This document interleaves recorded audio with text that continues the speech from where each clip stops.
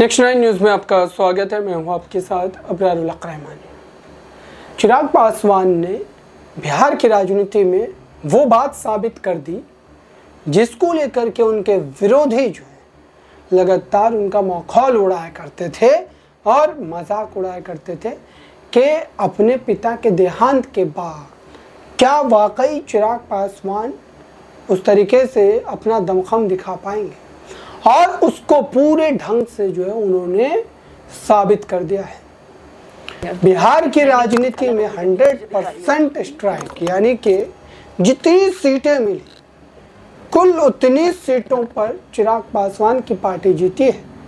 5 सीटें 5 सांसद, लेकिन ये स्ट्राइक रेट तेजस्वी यादव नहीं दिखा पाए, आरजेडी नहीं दिखा पाई।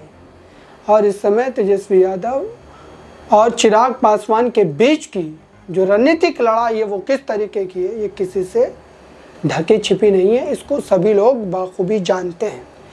और आज इस चर्चा का विषय इसलिए भी हो रहा है दर्शकों, चूँकि अब बिहार में जो दूसरे तमाम जो नेता हैं दर्जे के, चाहे वो चिराग पासवान हो या फिर तेजस्वी यादव हो या फिर अन्य और जो नए नए चेहरे निकल कर के आ रहे हैं, उनके बीच अब भिड़ंत और भी ज़्यादा गहराने वाली है। और दरअसल इसी को लेकर के ये बात कही जा रही है कि बिहार में जो है साफ तौर पर अब चिराग पासवान ने भी अपनी हिस्सेदारी सुनिश्चित कर दिया। अब देखिए, लोकसभा चुनाव में जब वो इतनी सीटें जीत गए हैं तो विधानसभा चुनाव का आलम क्या होगा। विधानसभा चुनाव में वो और ज़्यादा मजबूती से उभरने की कोशिश करेंगे और इस बात की संभावनाएं भी जताई जा रही है कि वो पूरे तौर पर पार्टी को कम से कम 10-15 सीट तो ज़रूर विधानसभा में लाएंगे। कम से कम उन 5 लोकसभा सीटों का भी अगर आकलन करें तो उसमें जो जो विधानसभा की सीटें आती है उस पर कहीं ना कहीं मामला जो है वो फंसता हुआ नजर आ सकता है दर्शकों।